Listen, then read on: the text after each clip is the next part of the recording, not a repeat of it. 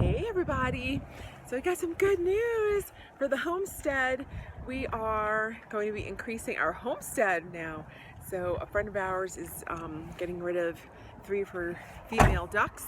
And I'm like, woo, me. 1 minute girls. I'm like, me, please give us the ducks. So we're going to Tractor Supply right now because our chickens ran out of food too, so we're gonna get some chicken/duck food and then see what other kind of supplies that we can get in here for the ducks, because we need some kind of like little house, little dog house, little something to just kind of put them in with the chickens, because we're gonna put them together. The chickens and the ducks are gonna hang out together, and see if we can find like a little tiny pool for them so they can swim around in and all that good stuff. All right, let's go do this. All right, so we're all done at Tractor Supply, so I'll show you the goodies that we got. So for the ducks, so anybody who has duck now, this is also not for like little ducklings, because we're not getting little ducklings right now. We're actually getting full-grown female ducks who are about like a year and a half old. So they can eat an all-flock crumble, and you just have to make sure that it's not medicated, because ducks will eat a lot of food, a lot more than the chickens will.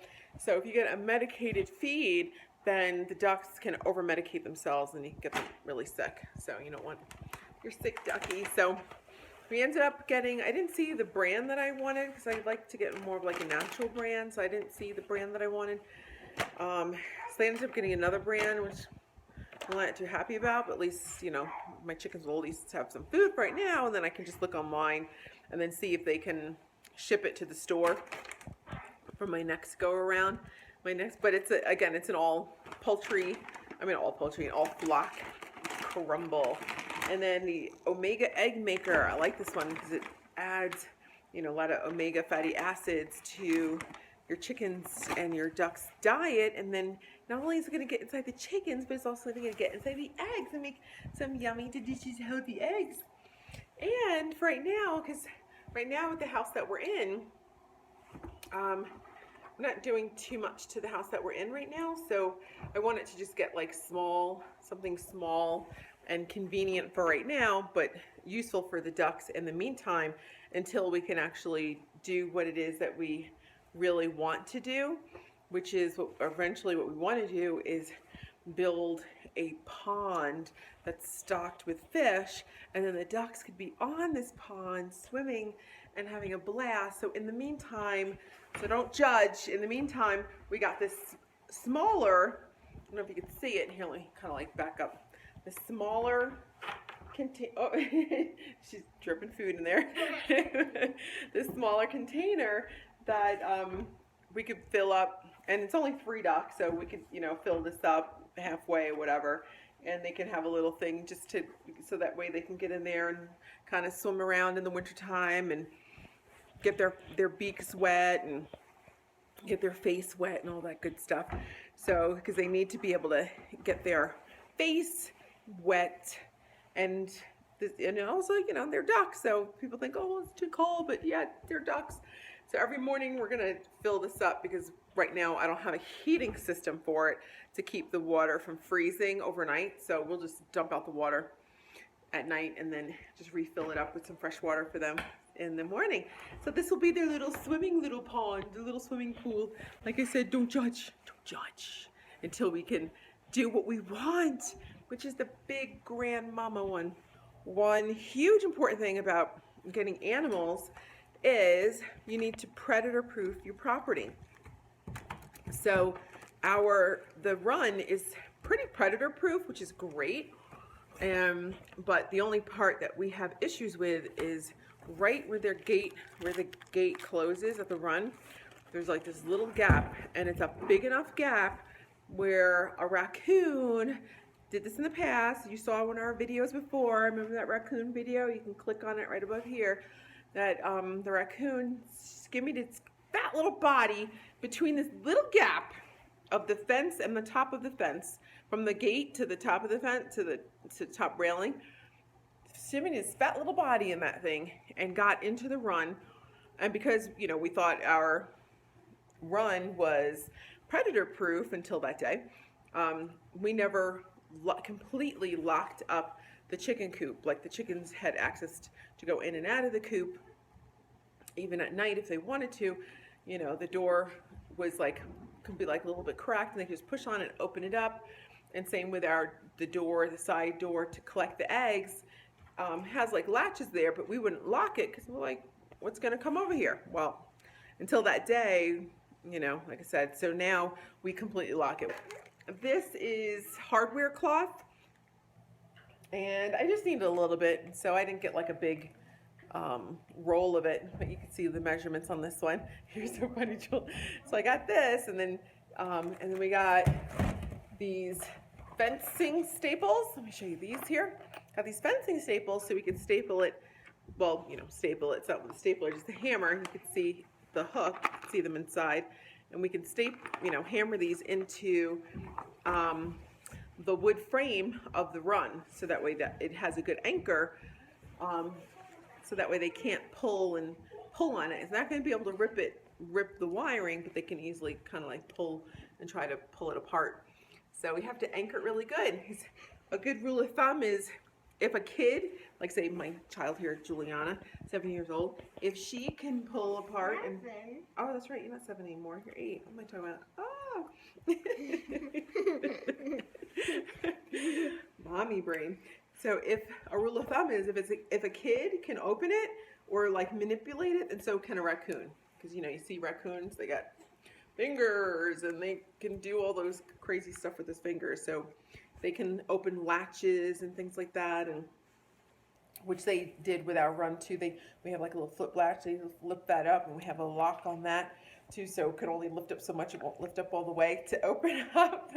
So some things to think about when you are starting your homestead is, you know, so if you're going to get chickens, you can start with chickens, or you're going to start with ducks. You know, where are you going to put them? Where are you going to put them at night to lock them up in an enclosure that's predator proof? And how are you going to predator proof? Right? So we're getting 3 ducks. We're getting 3 female ducks. We're getting 2 runners and 1 cayuga. So it'll be very interesting to see like the kind of eggs that they lay and how they are with the kids and everything. But I've seen them before. I've been to my friend's house before, who, you know, and seen her ducks in action with her kids and her dogs. And so they're used to a lot of animals. They're used to a lot of chickens and dogs and kids and stuff. I know that I remember with all of them together, because she has like tons of ducks and stuff. I can't remember how many, but she has a lot. So I remember when we would go over there, a lot of them would kind of just like try to run away. So it'd be interesting if, since there's less of them, that maybe that they would be more apt to having us pick them up and hold them. And because that's my plan, that's my goal, is to have animals on our farm that are used to kids holding them and playing with them. And yeah, so that way we can bring other kids to our farm too to end up playing with the animals as well. All right, peeps.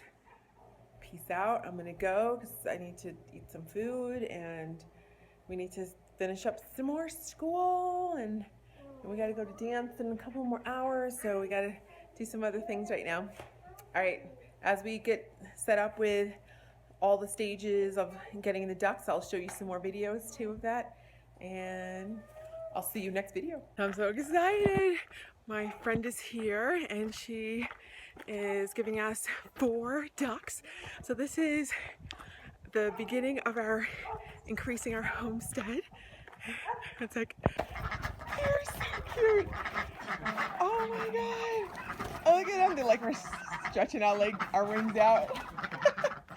So which one is who again, you were saying? So here are our new additions. I just went inside the house because my fingers and my face is frozen, but I'll get some more close-ups. So the day keeps getting better and better. So the one wonderful thing about when you're doing your homestead and you're starting your homestead, even if you're already established, is there's a lot of people out there who have a lot of things. You just have to find that and find them, and a lot of times you can find some really great things that you need on your homestead for free or low cost. So here we go. We needed a duck house for the ducks that we just got. So I looked online, you know, in technology age, there is no reason for people to find the things that they need. So, and this lady was right down the street from us. Her dog just passed away a couple of weeks ago. So they were giving away a doghouse, and this doghouse looks like that they probably even made it. It is so cool, and I just love it. And now, you know, her dog had his life in this doghouse, and now our ducks are going to be using it. So here's the, I don't know if you can see, good. So here's the doghouse, isn't that so cool? That's a good girl, Gina. And that one is Pickles. Good job, Gina. She's our little chicken catcher. Now she's our duck catcher. Yeah, bring her and put her inside the water here. That way she sees it. Maybe her buddies will come over too.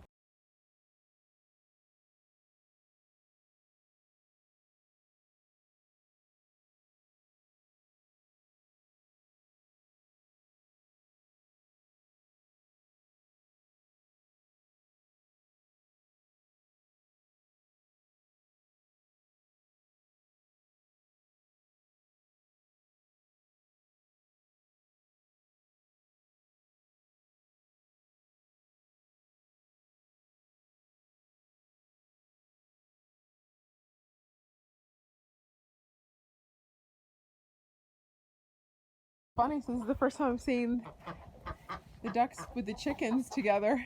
I thought that we wanted to monitor them to make sure the chickens wouldn't attack them, but they're doing good.